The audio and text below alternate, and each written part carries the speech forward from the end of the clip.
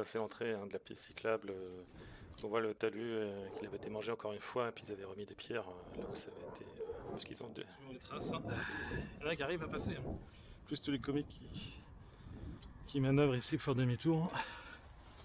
Il y a des traces de pneus dans tous les sens. Sur une putain de piste cyclable.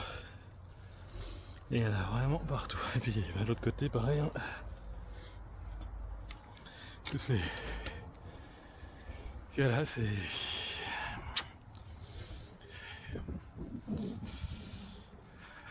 Les mecs qui franchissent un panneau impasse, puis un panneau voie verte qui leur interdit.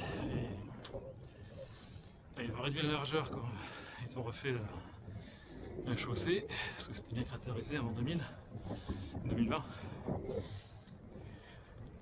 Mais ça fermé depuis 2010-2011 hein, la circulation. Le pire c'est que j'ai vu des auto-écoles ici.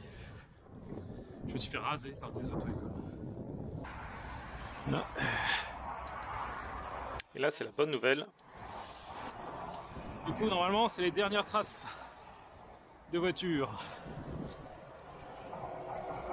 C'est vraiment la bonne nouvelle des vacances. Donc ils ont refait les talus, ils ont viré l'ancienne barrière et ils ont mis un filtre modal qui nous permet de passer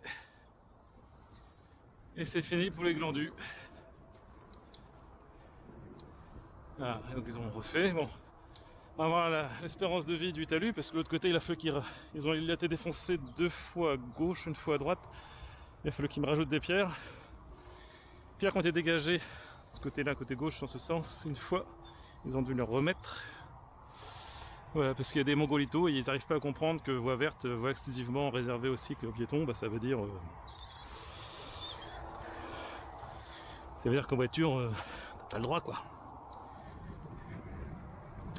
Yes. Espérons que le talus survive un peu. Parce que quand on voit tout le budget en potelets de bois qui ont été vandalisés, jetés dans les fossés avant qu'ils mettent les boules de béton de l'autre côté, donc que ce soit les talus qui prennent cher ensuite, je me doute un peu du résultat. Mais bon, il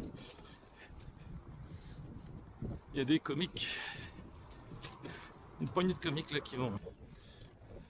Ce qui est magnifique quand même, c'est qu'il y a un glandu qui se gare sur la bande d'arrêt d'urgence, alors qu'il y a un putain de parking routier quoi.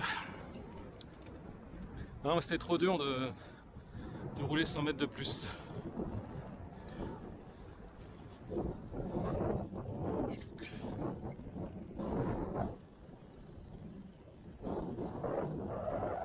Aussi c'est un spot classique, hein. Les gens ils roulent sur la piste cyclable pour se garer parce que apparemment le parking à droite est salissant. C'est marrant qu'il en reste autant, c'est aussi qui bon bah ils veulent pas aller se garer sur le parking, alors ils disent voilà, puis on va les traces hein, ça. Ils arrivent.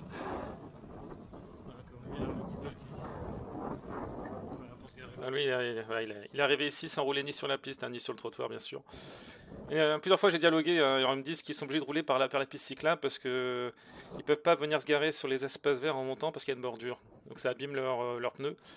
Donc pour se garer illégalement sur les espaces verts, ils viennent rouler illégalement sur la piste.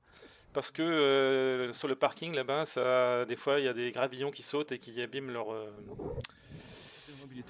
carrosserie. Les roches et que c'était pas eux qui les avaient enlevés, que c'était des particuliers. Ouais, moi, du coup j'ai parlé sur ce que je venais de dire. En fait, ouais, on avait une réunion en juin avec les services et le vice-président de Rennes Métropole aux mobilités. Ils nous avaient confirmé qu'ils avaient bien mis des roches et que c'était des particuliers qui les avaient virés, pas eux. Mais que eux, la métropole n'a pas le pouvoir de verbalisation ici, puisque c'est la commune de Noyal-Châtillon.